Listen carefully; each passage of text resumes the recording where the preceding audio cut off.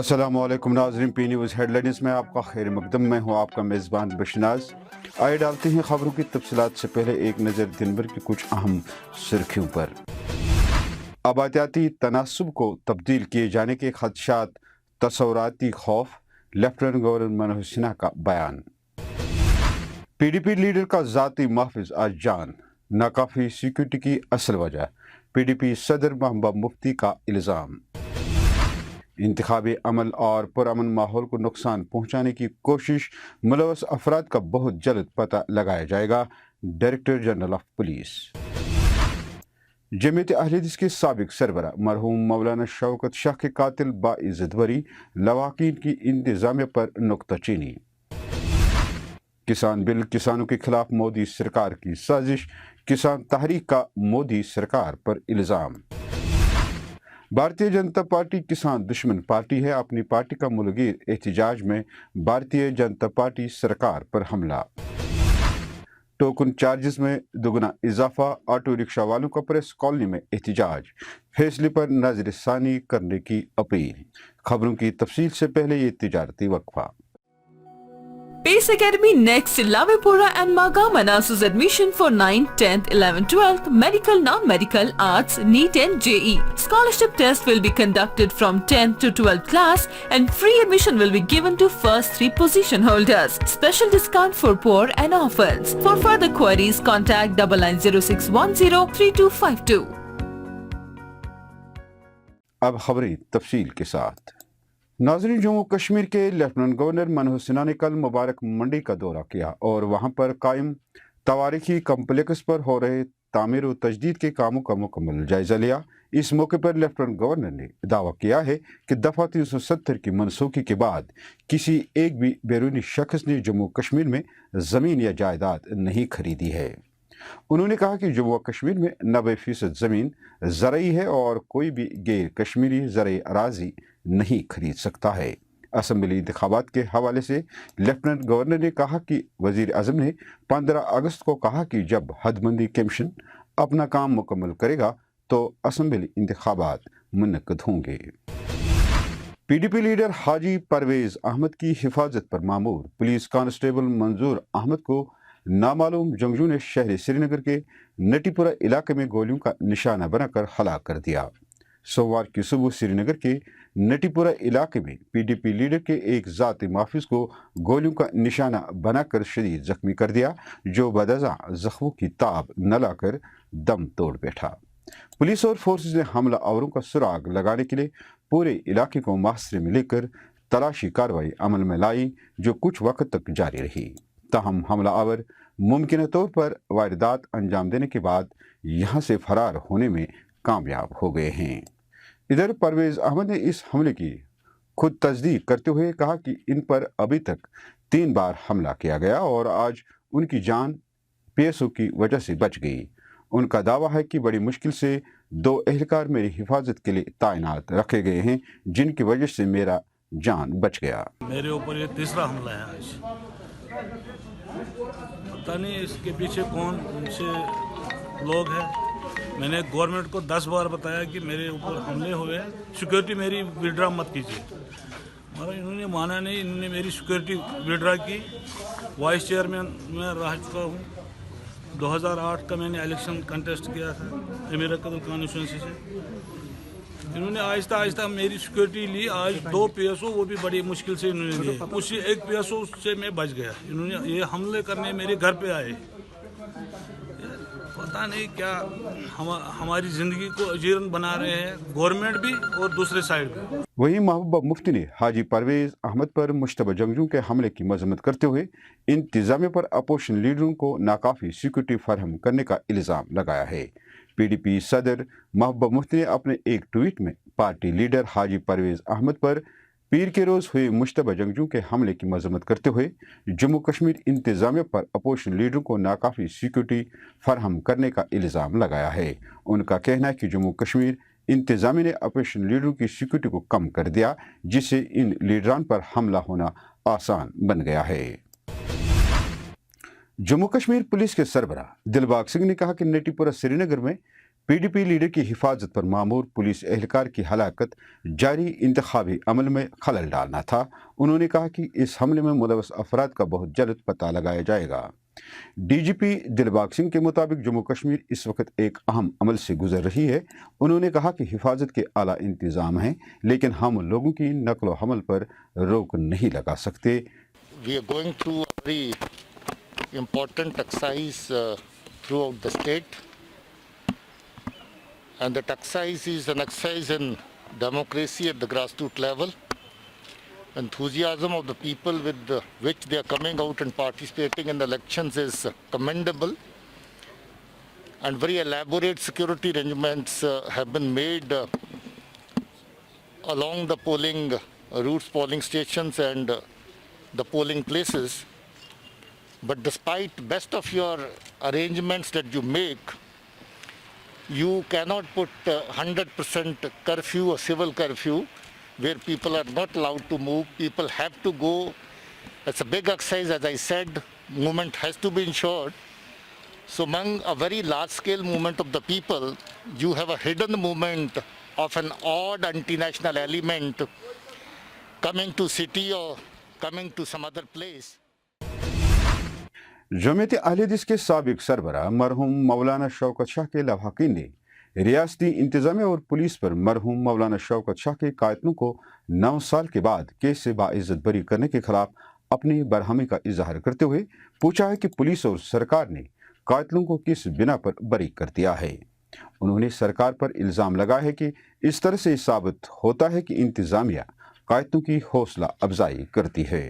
जिन लोगों को गिरफ्तार किया गया था इस सिलसिले में, इस मर्डर केस में, उनको कोर्ट ने एक्विट किया है, इस केस से बाइज्जत बरी किया है, और ये हमारे लिए बड़ा ही शौकर था।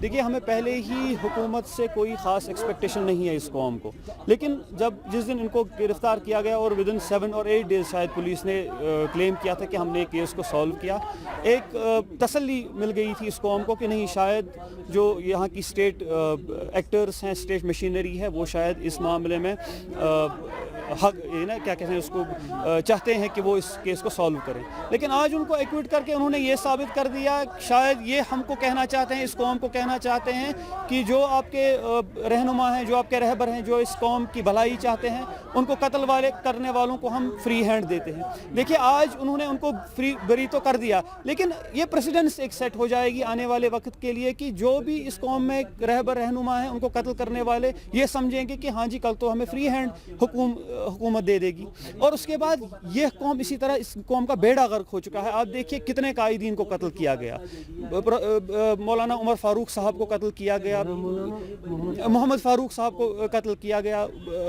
हमारे गली लोन साहब को कत्ल किया गया, यहाँ पे शुजात बुखारी साहब को कत्ल किया गया, और कोई बाज़ पुरशिश है ही नहीं, इस कौम को हक ही नहीं है कोई बोलने का। और आज ये इस कौम के मुंह पे स्टेट की तरफ से मुझे लगता है एक तमाचा है कि जो आपके रहनुमाओं को कत्ल करेंगे, हम उनको बाइज्जत बरी करेंगे। अगर उन्होंने कत्ल नहीं किया तो कत्ल फिर किसने किया, और उन बेचारों को फिर 9 साल तक क्यों जेल में आपने बंद करके रखा, उनकी समाजी ज़िंदगी को आपने क्यों तबाह करके रखा।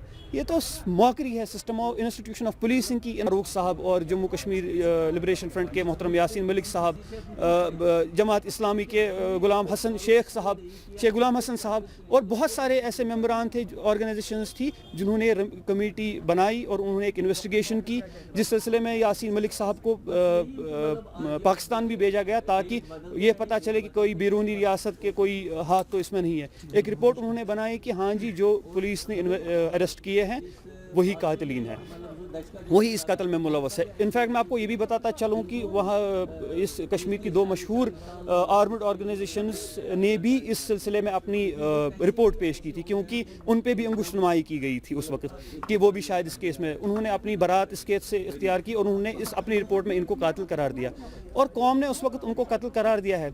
मैं भी आपको बताता चलूँ कि हमने एज ए फैमिली कोई इसको परस्यू नहीं किया था, क्योंकि हमने उसी वक्त इस मामले को अल्लाह की अदालत में सौंप दिया था। लेकिन बहरहाल स्टेट एक स्टेट होती है और स्टेट का अपना एक किरदार होता है, और उस स्टेट के किरदार को जांचते हुए, उस स्टेट को समझते हुए हमने ये सोचा था कि चलो आज तक तो हमें कोई एक्सपेक्टेशन नहीं थी, लेकिन अगर आप इन्होंने कातिलों को गिरफ्तार किया है, शायद ये उसमें क्या कहते हैं उसको, ये उसमें सिंसियर हैं। लेकिन इनकी सिंसियरिटी की आज तो धज्जियां उड़ गई इस स्टेट की कि इतने ऐसे इंसान को जो इस कौम के हर एक सेक्शन की वफादारी करते थे, चाहे वो सेक्शन ऑफ पुलिस था, चाहे वो इंस्टीट्यूशन ऑफ जस्टिस था, चाहे वो सियासी, चाहे मजहबी कोई भी जमातें हों, सब मौलाना शौकत साहब के फॉलोअर्स थे। इस वजह से क्योंकि वो चाहते थे कि इस कौम में एक यकजुहती पैदा हो, यह कौम फॉरवर्ड चले। चलिए, शुक्रिया। इधर किसान तहरीक से वाबस्ता वर्करों ने प्रेस कॉलोनी में एहतजाज के दौरान किसान बिल को किसानों के खिलाफ मोदी सरकार की साजिश करार देते हुए बिल को वापस लेने की मांग की है। इस मौके पर अब्दुल पंडित ने भारतीय जनता पार्टी सरकार पर हमला करते हुए कहा कि जो हाल ही में 3 नए कानून बनाए गए हैं वो किसान दुश्मन कानून हैं। जो हालिया कानून बनाया गया है सरकार की तरफ से, नरेंद्र मोदी और आरएसएस सरकार की तरफ से, गुंडागर्दी सरकार की तरफ से, जालिम सरकार की तरफ से, झूठे सरकार की तरफ से, जो मजलूमों हमारे किसानों, हमारे मजदूरों के खिलाफ हर वक्त नए कानून बनाए जा रहे हैं। हालिया कानून बनाए गए 3 पार्लियामेंट में किसानों के खिलाफ, उनको हर हाल में कलअदम किया जाए, उनको वापस लेकर सरकार कबूल करे, अपनी गलती, अपना कसूर कबूल करे। ये हम चाहते हैं, ये आज पूरे हिंदुस्तान का किसान चाहता है। इसीलिए आज हिंदुस्तान के हर स्टेट में, हर गली में, हर खेत में आज एहतजाज किया जा रहा है सरकार की नीतियों के खिलाफ, सरकार की पॉलिसियों के खिलाफ, अवाम दुश्मन पॉलिसियों के खिलाफ, किसान दुश्मन पॉलिसियों के खिलाफ। जम्मू में भी आम आदमी पार्टी से वाबस्ता कारकुनों ने भी एहतजाज के दौरान किसान बिल के खिलाफ बीजेपी सरकार के खिलाफ नाराबाजी की और मरकजी सरकार से बिल को वापस लेने की मांग की है। पेश है जम्मू से बंटी डिगरा की ये रिपोर्ट कि पिछले लगभग 5 महीने से देश के अंदर एक किसान आंदोलन कर रहे हैं। उस बिल का जो सिर्फ किसान विरोधी ही नहीं है, वो उस जन विरोधी कानून का विरोध हो रहा है, जिसके साथ देश की आम जनता को लूटने का एक मंसूबा तैयार किया गया है केंद्र में बैठी भारतीय जनता पार्टी सरकार ने। ये भारतीय जनता पार्टी सरकार सिर्फ देश के कुछ कॉरपोरेट हाउसेस को, अंबानी अडानी को फायदा पहुंचाने के लिए ये बिल लाई है। इससे ना कि किसान पिसेगा, देश का मध्य वर्ग और उसके साथ गरीब वर्ग पूरे तरीके से पिसेगा, क्योंकि किसान सिर्फ प्रोड्यूसर ही नहीं है, किसान कंज्यूमर भी है, और हम सब लोग उस प्रोडक्ट के कंज्यूमर हैं जो किसान प्रोड्यूस कर रहा है। ऑटो रिक्शा एसोसिएशन ने प्रेस कॉलोनी श्रीनगर में टोकन चार्जेस दोगुना करने के खिलाफ एहतजाज किया है। उन्होंने कहा कि एक तरफ कोविड-19 की वजह से 8 महीनों से ऑटो रिक्शा बैंक की किस्त अदा करने के अहल नहीं है, और दूसरी तरफ सरकार ने टोकन चार्जेस 1000 से 2000 करके ऑटो रिक्शा वालों की कमर तोड़ दी है। उन्होंने सरकार से फैसले पर नजरसानी करने की अपील की है।